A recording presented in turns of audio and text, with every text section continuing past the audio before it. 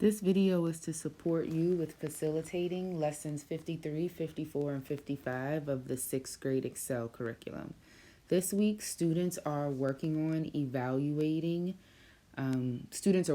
with numerical expressions, and in the first lesson, they are evaluating numerical expressions.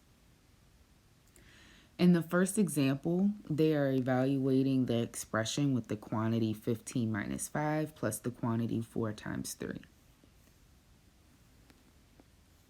The model that's given to you does an excellent job of describing what needs to be done first, second, and last.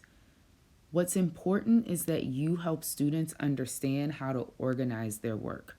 So using the language that you see in the boxes, you want to rewrite the problem and model for students how to solve this problem in a really organized way.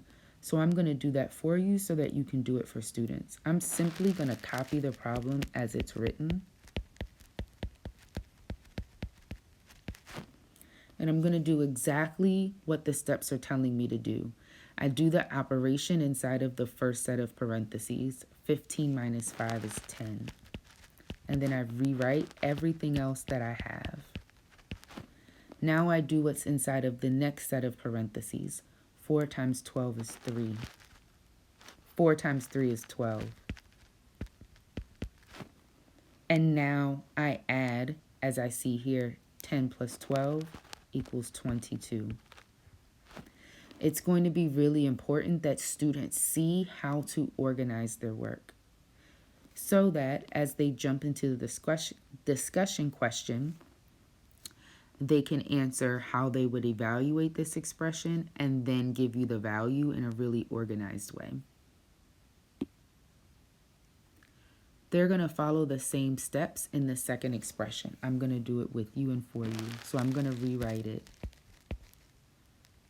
making sure I write everything that I see there.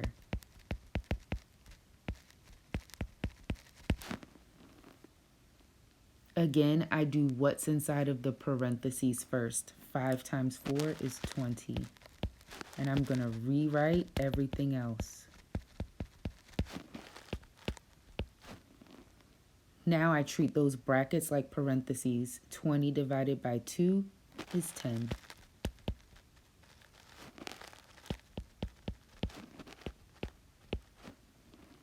Now I do the problem in order from left to right.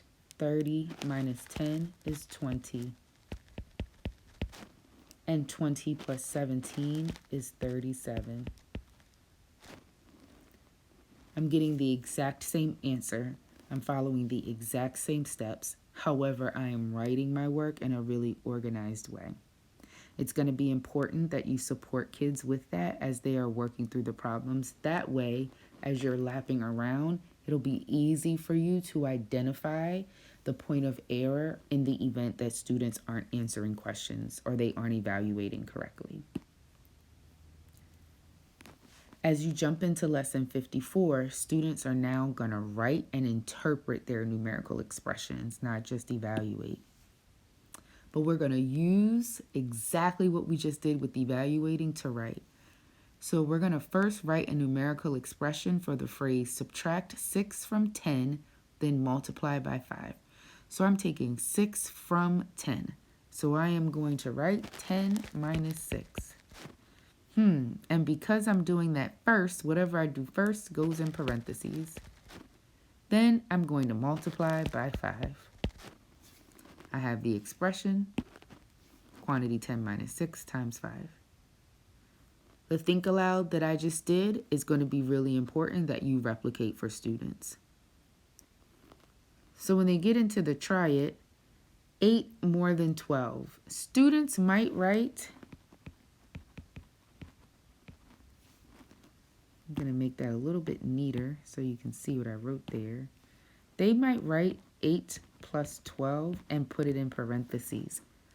When they do that, someone's going to do that. You can help them see that if there's nothing else to do, then the parentheses aren't needed. And they're going to use those same strategies as they run through the practice problems, which should be pretty manageable for students if you take your time and they really grasp what they're doing in the practice. So as they jump into lesson 55, it is a continuation of writing numerical expressions, but now they're doing it with words. So this expression, the quantity 7 plus 2 divided by 3, I think about how I would solve it. So I would write first, add 7 and 2, then divide by 3.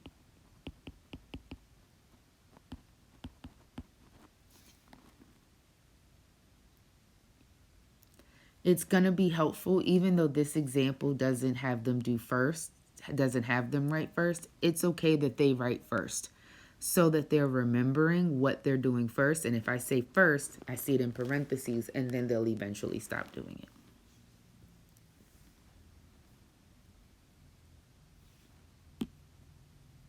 They're going to use that strategy to either write a numerical expression for each of the practice problems, or translate a numerical expression into words. Again, this should be pretty manageable for students. You want to walk around and just support students with making sure they're identifying what they should do first and second, particularly if they have to do subtraction and division problems.